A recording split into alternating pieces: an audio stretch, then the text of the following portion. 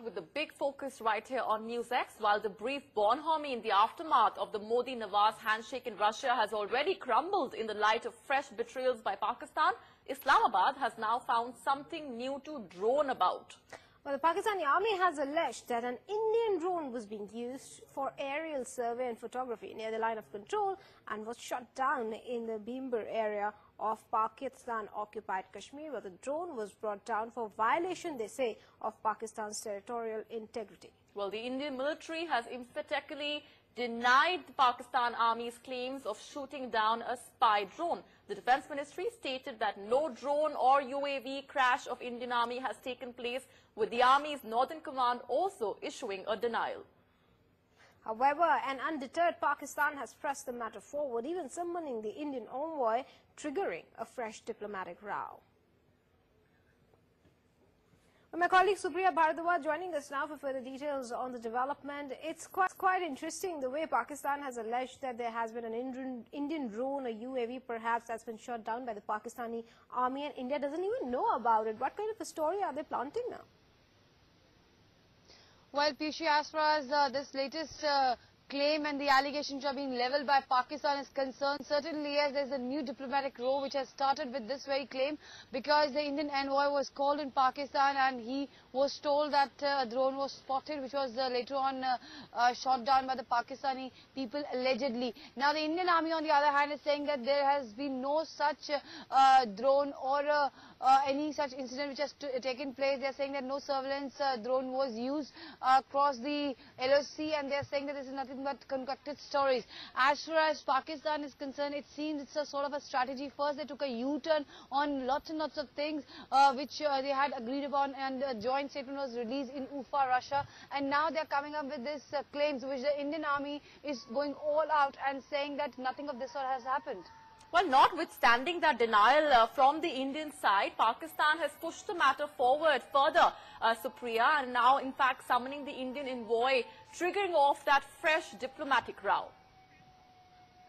Well, that's what I'm saying, Molly, that it has completely started diplomatic row, where the Indian envoy was called and he was told in very strict fashion that a drone was spotted and how it was pulled down and shot down at the LOC, and they have also told the Indian envoy that such things are not that Pakistan takes such a these things seriously. And on the other hand, it's the Indian army which has been saying, and the Indian government which has been saying that no such incidents has taken place. So certainly a diplomatic row has kick-started.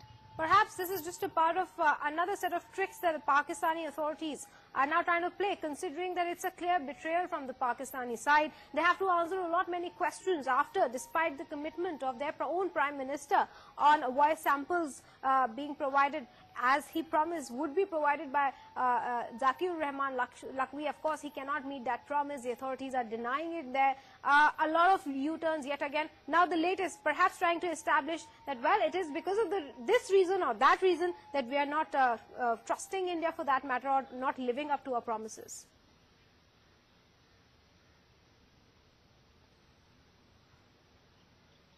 Supriya? Yeah, yes, Yushi. That question is for me? Yeah, of course. Go ahead. Well, certainly, yes, Pakistan is in a way, trying to build up its case as to why it went on back step. This is what the experts are saying, and this can be part of that very strategy, because we have seen as to how in Ufa they had come out. There were these key points, the 5 big takeaways, where they had said that they will be, talking to India on various occasions. Right, Supriya, stay with us. We'll keep coming back to you as and when we track these developments. But we also joined over the phone line by Brigadier Mahalingam. Good morning, sir. What do you make of this new drone theory by the Pakistani side? Do you see this as yet another trick by them? These are stories which keep coming about. The firing starts at the borders, and then you have all sorts of misinformation. The moment there is any effort by India and Pakistan to normalize relations, that precisely is happening today. And therefore, I am not at all surprised that Pakistan came out with this story, and this must be taken with that much of weight to it. And I don't think we need to bother about it much. Pakistan's army, if it has any evidence, that must be produced, and thereafter one could talk about it. Clearly, sir, but it's yet another, of course, cock and bull story, to say the least. But how does it go forward from here, considering that Pakistan, it seems, is at it? Not only are they resorting to their regular flip-flops, but also now they're planting stories which obviously are baseless. Now, where does it go from here? How should India take it up with them? See, this cock and bull story which you said, even that Baluchistan issue, where they said India is funding terrorist organization, that was again yet another front to somehow the other divert attention from the Sabeen Muhammad issue. So as far as India is concerned, India must categorically come out and tell them that the onus of responsibility for any breakdown in talks will be that of Pakistan. This must be made clear by the government of India to the world bodies as well, so that no one is under any sort of misconception. Right, sir. So do you now see this as yet another betrayal in a way by the Pakistani side after a string of betrayals, be it over the voice samples of Lakwi? We've seen continuous ceasefire violations also taking place. How do you see, as you're saying, Indian side must respond in a tough fashion, but do you see that not happening as of now? You're asking me? Yes, sir, go ahead. See, the point is that all sorts of things will happen. If you notice, yesterday on the 14th, Deputy Superintendent of Police was killed. A punch was killed. And what was that aimed at? Aimed at two institutions, democratic institutions. One is the punch, and the second one is a security institution, the police. Basically, the aim is to demoralize entire lot so that they don't act.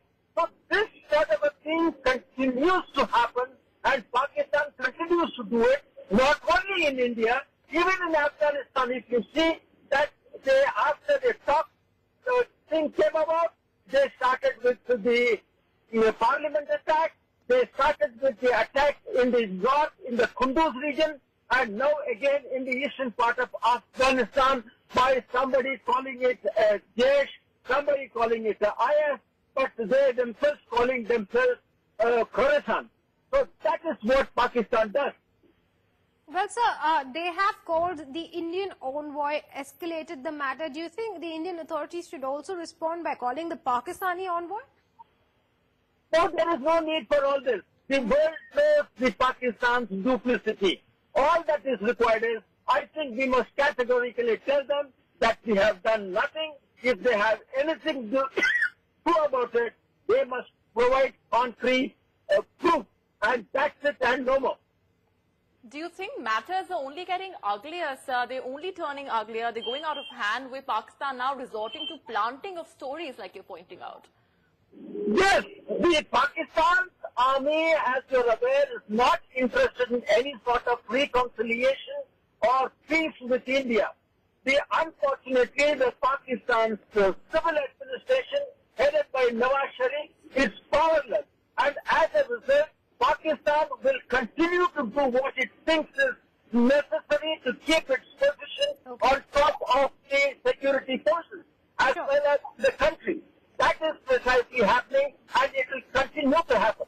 All right, unfortunate situation unfolding there. Thank you very much, though, Brigadier Mahalingam, for joining us and sharing your thoughts on the development. As usual, Pakistan is again resorting to its ugly tricks. Well, and staying with the same piece of news, there is breaking news that's coming in this minute on this very story. Reports coming in of yet another ceasefire violation by Pakistan. Pakistan targeting the BSF posts and civilians in the Araspura sector. That's right. In fact, Araspura sector, the international border, is yet again the target. This is the third such violation in the last 24 hours. Firing is still continuing along that area. Remember, Pakistan has been targeting the civilian areas as well. Well, my colleague Ajay Jundwal joining us now from Jammu for further details. Araspura sector along the international border has often been targeted by Pakistan. What's the latest that you can take us to? Have the civilian areas again been targeted? Well, yes, indeed, the Pakistan Rangers are civilian area since early morning in Araspura, and the people are living all along the international border in Araspura are scared, and even some of the people they have managed to travel behind that area that was under danger. So this is the kind of situation people are facing, and Pakistan is targeting the BSF as well as the civilian population in Araspura sector. Especially last night, they targeted 5 BSF positions and some civilian area. Also, many of the shells landed over there in Araspura sector, and especially in the agricultural land, and some of them in residential areas. But God forbid that they didn't get any damage, damage of the report have been reported yet. But even we see the last yesterday firing, Pakistan in Pagwal sector targeted the BS7 in the civilian area, in which one female got killed and 3 other civilians got injured during that firing. So Pakistan is continuously targeting the civilians, especially and just to make a fair among the people of international border living in all along the international border. Right. Thank you for those updates, Ajay. We'll keep coming back to you as and when we track those developments. Thank you for those inputs for now. And with